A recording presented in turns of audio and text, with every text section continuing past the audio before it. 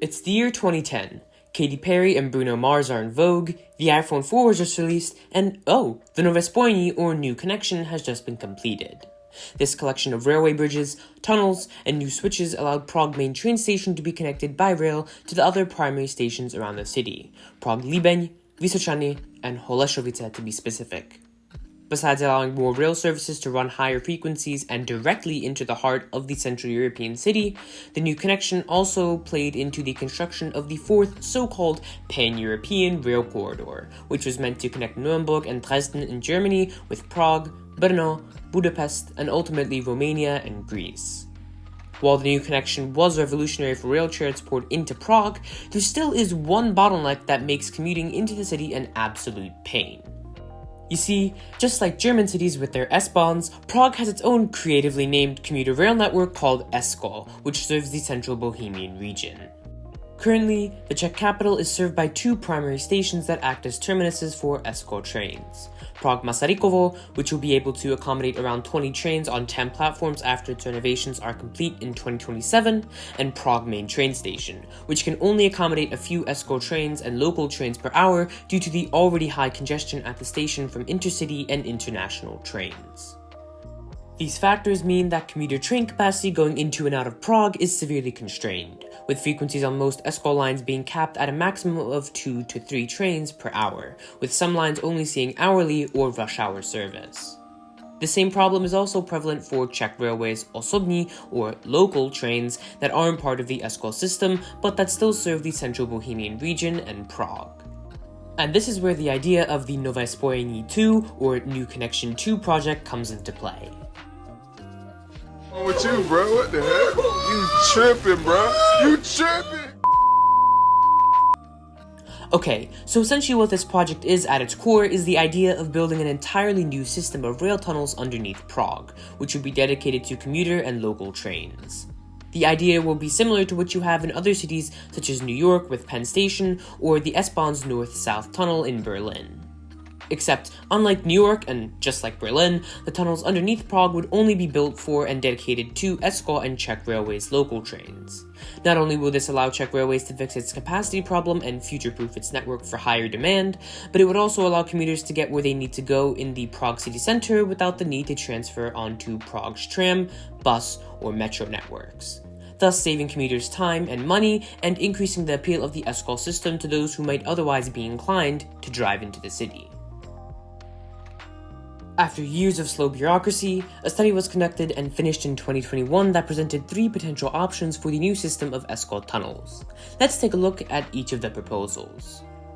Also, keep in mind that all of the proposals we're about to discuss would connect the already existing stations of Prague Main, Smíchov, Vršovice, Masarykovo, and Bubny together. Okay, so proposal 1 involves one long, what appears to be 4-track tunnel that would connect Prague-Bubny and main train station and the creation of multiple new underground stops, those being Prague-Karlín, Florence, Václavské náměstí, Karlovo náměstí, Albertov, and náměstí Bratří Sinků.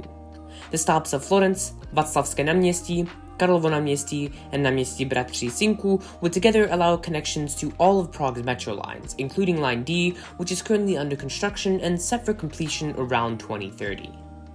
Also, just something that I want to point out, is PID really already planning on extending Metro Line D to Náměstí Republiky via Hlavní nádraží? Because the line hasn't even been finished yet and Czech construction is notoriously slow. Anyway, on to Proposal 2. Proposal number 2 is more simple and omits quite a few stations from its plan, including Florence, Karlovo náměstí, and náměstí Bratří Sinků. From what it looks like on these planning maps, the proposal involves 2 separate double-track tunnels which would converge at a new underground platform that would be part of Prague main train station. The 2 separate double-track tunnels would each head to different destinations. One would head southeast towards Vršovice, and the other would continue southwest underneath the city center towards Smíchov. In this variant, Prague-Václavské náměstí remains on the Smíchov tunnel line. What makes this proposal different is that it would separate the 2 main train lines up until Prague main train station, allowing for minimal delays. Along with this, option 2 has the shortest tunnel length, around 11 kilometers, when compared to other proposals, minimizing the amount of tunneling and construction needed. Proposal 3 is very similar to Proposal 1, but instead of a connection at Prague main train station, involves one centrally located, separated station, Opera, underneath the Czech National Museum and Václavské náměstí. The Opera station would be connected to all of Prague's metro lines via pedestrian tunnels, eliminating the need for the Prague Václavské náměstí stop, but keeping all other stops outlined in the first proposal. This variant was actually the one that was most preferred by people and politicians in the central Bohemian region surrounding Prague, most likely because of the central location that the Opera station would have. The main disadvantage of this option is the distance of Opera station from Prague's metro and main train stations. These long transfer times would thus negate the idea of shortening commute times into the city. Okay, so which of these three options did Správa železnice choose? Proposal number 2. Why, you might ask yourself? Well, first, this was seen as the best compromise, but also because of the aforementioned separated tunnels, which would allow up to 16 trains per hour in each direction in each dedicated tunnel. This would in effect be able to double or even triple the frequencies of train services when combined with the existing Prague-Masarykovo station. This proposal involves constructing 4 new stations and an entirely new underground part of Prague main train station meant for Esko and Czech Railways local trains, solving the passenger capacity problem.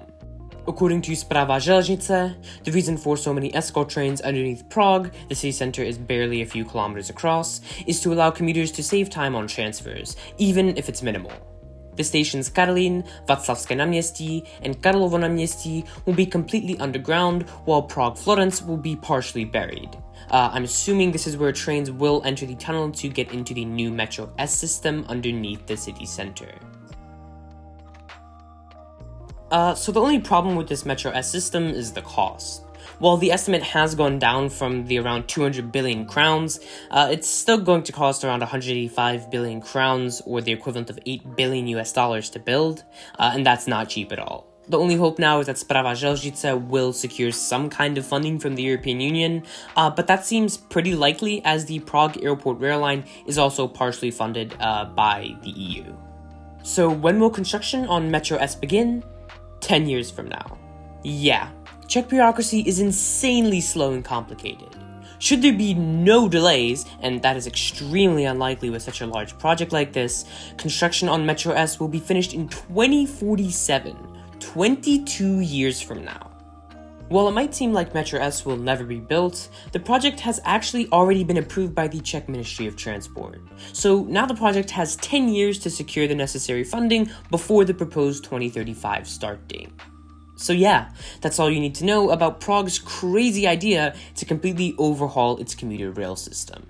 Feel free to comment down below what project you want me to cover next. Thanks for watching this video, and have a great rest of your day.